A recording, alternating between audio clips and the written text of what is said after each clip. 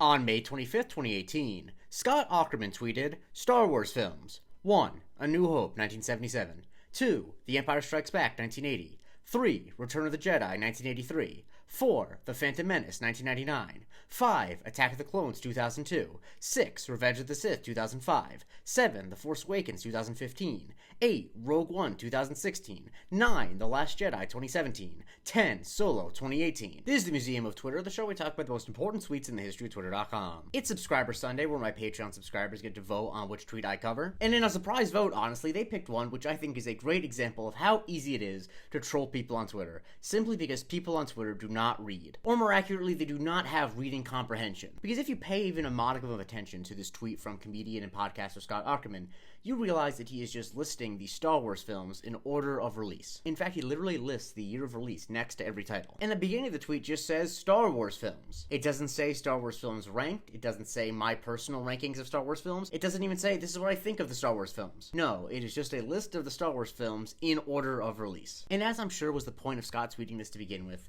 people in the replies got really mad because they thought that he was ranking the Star Wars movies. Because people do that all the time. People love to go on Twitter and rank the movies in their favorite franchise. This past week, a lot of people have been doing it with Mission Impossible, for instance. But Scott was not doing this. He was trolling people doing this. The thing is, you could almost see this being a real list. Like, A New Hope, Empire Strikes Back being 1 and 2 is a fairly standard-ish Star Wars opinion. But then it's like, you think Phantom Menace is the 4th best Star Wars? I don't know about that. And the tone I'm currently using is very measured, which of course was not the response that Scott actually got. Jordan Cummings said, no way are any of the prequels better than TFA and TLJ. Gary McGoll says TLJ was nothing but plot holes and disappointment. Since this was tweeted right after the release of Solo, Josh Decker responded, going to Solo on Monday. Are you suggesting I not get my hopes up? Meaning that Josh thought that this list was saying that Solo was the worst Star Wars movie ever made. And of course there was that one dork painter Jeff who said Clone Wars cartoons are better than most of the movies. Now some people were a little bit self-aware but weren't sure. Bobot Cluckin said, oh, my bad. Are you just listing them as they were released? I hope that's the case. And definitely the lamest person in the entire replies was David Flagel, who said,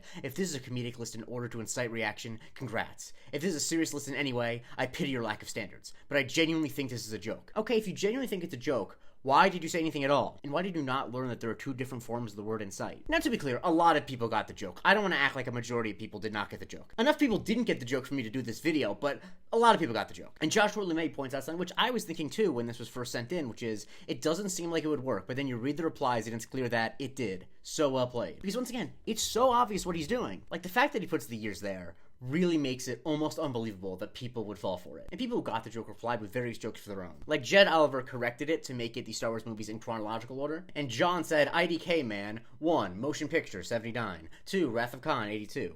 3. Search for Spock, 84. 4. Voyage Home, 86. 5. Final Frontier, 89. 6. Undiscovered Country, 91. 7. Generations, 94. 8. First Contact, 96. 9. Insurrection, 98. 10. Nemesis, 02. 11. Star Trek, 09. 12. Into Darkness, 13. 13, Beyond, 16, which of course those are the Star Trek movies in order. And Barry Bimbo responded, are you talking R2-D2 2D to me? Which is a reference to the title of a podcast that Scott Aukerman does with Adam Scott about the band U2 called You Talking U2 to Me. But the best response anyone had was from director Rian Johnson, the writer-director of Star Wars The Last Jedi, who said, I rarely weigh in on these things, but hard to argue with this. And the thing I've always marveled at is the fact that Rian Johnson can somehow still be on the internet after everything he's gone through on the internet. I'm sure there are going to be some people in the comments of this who think that Rian Johnson deserves the stuff he's gotten on the internet, and in that case you should touch grass. And also, you should probably get in someone else's comment section because I own this and it's a steelbook. It did need to be proven, really, but Scott really proves that there are some topics that people are just so itching for a fight, they'll just immediately get into fight mode without really reading what's being said. Dudes on Twitter want to argue about Star Wars rankings so badly that they will ignore what is obviously just a chronological list. And that's why it's such a good troll. There's such a simplicity to it. He's not being obnoxious. He's not poking anyone's buttons. He's really just stating actual facts in such a way that he knows